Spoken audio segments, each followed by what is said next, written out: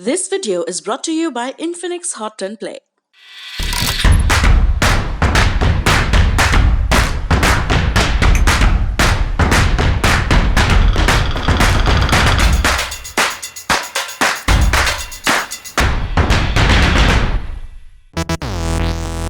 नमस्कार दोस्तों, आप देख रहे हैं दी ललन टॉप। मैं हूं सोनाली। कोरोना की रोकथाम के लिए दुनिया भर के देशों में वैक्सीनेशन कार्यक्रम चल रहे हैं। वहीं हमारे भारत में 18 साल से ज्यादा की उम्र के जितने भी नागरिक हैं सभी को वैक्सीन लगनी शुरू हो चुकी है। वहीं अमेरिका में अब 12 से 15 साल के बच्चों का भी वैक्सीनेशन शुरू करने का फैसला किया है ताकि जब वो स्कूल पहुंचे तो सुरक्षित रहें। अमेरिका के खाद्य और दवा प्रशासन यानी कि FDA ने 12 से 15 साल की उम्र के बच्चों के लिए फाइजर वैक्सीन के आपात इस्तेमाल को मंजूरी दे दी है। अमर उजाला में छपी एक खबर के मुताबिक FDA के कार्यकारी आयुक्त डॉक्टर जेनेट वुडकॉक ने ये कहा कि वैक्सीन के इस्तेमाल को लेकर किया गया ये फैसला सामान्य स्थिति में लौटने में मदद कर सकता है। उन्होंने कहा कि बच्चों के माता पिता इस बात को लेकर आश्वस्त हो सकते हैं कि FDA ने उपलब्ध डेटा को गंभीरता से देखा। आपको बता दें कि बेशक अमेरिकी सरकार ने 12 से 15 साल के बच्चों को कोविड-19 वैक्सीन लगवाने का फैसला किया है, लेकिन वो ऐसा करने वाला पहला देश नहीं है। कनाडा पहले से ही 12 साल के ऊपर के बच्चों को फाइजर की वैक्सीन लगवाने का फैसला ले चुका है। फाइजर की वैक्सीन कई देशों में 16 साल तक के टीनेजर्स तक के लिए इस्तेमाल की जा रही है। इससे पहले अमेरिका और कनाडा में 16 साल से ऊपर के सभी लोगों को वैक्सीनेशन दिया जा रहा था। फाइनेंशियल एक्सप्रेस की एक खबर के मुताबिक फाइजर ने 12 से 15 साल के 2260 वॉलंटियर्स पर वैक्सीन के ट्रायल की शुरुआती रिजल्ट मार्च 2021 के अंत में जारी किए थे, जिसके नतीजे काफी ज्यादा अच्छे थे।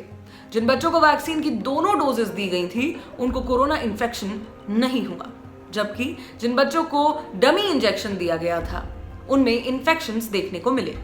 वैक्सीन लगवाने वालों को बुखार और ठंड लगने जैसे साइड इफेक्ट्स भी हुए। इन बच्चों की सेहत पर अगले 2 सालों तक अब नजर रखी जाएगी। इंडिया टुडे की रिपोर्ट के मुताबिक फाइजर के senior vice president doctor Bill Gruber ने कहा है कि हमारे लिए ये कोविड-19 महामारी से लड़ाई का एक महत्वपूर्ण क्षण है।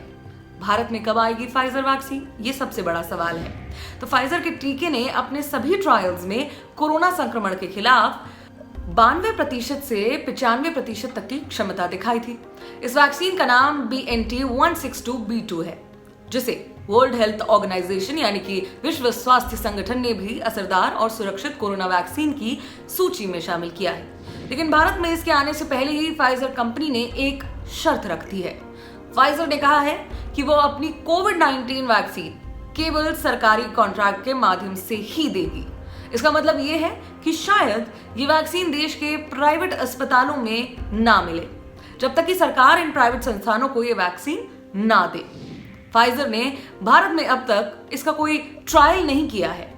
कंपनी अमेरिका और अन्य देशों में हुए परीक्षणों से मिले परिणामों के आधार पर ही भारत सरकार से इमरजेंसी अप्रूवल मांग रही थी।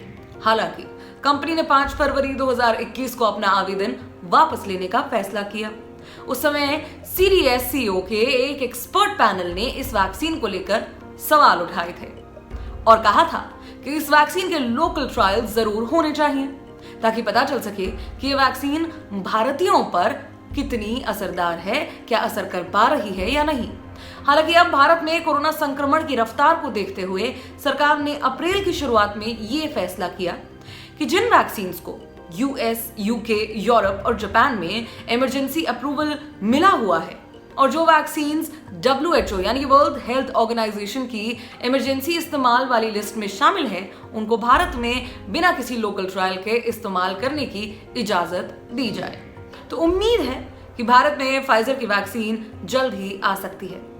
लेकिन वो सभी लोग जो कह रहे हैं एक स्पेसिफिक वैक्सीन आएगी तभी लगवाएंगे, ये समझे कि भारत में सभी वैक्सीन आपके लिए सेफ हैं। आप देख रहे हैं दी ललन टॉप। मैं हूं सोनाली। ये खबर आपके लिए लिखी है हमारे साथी वरुण ने। शुक्रिया।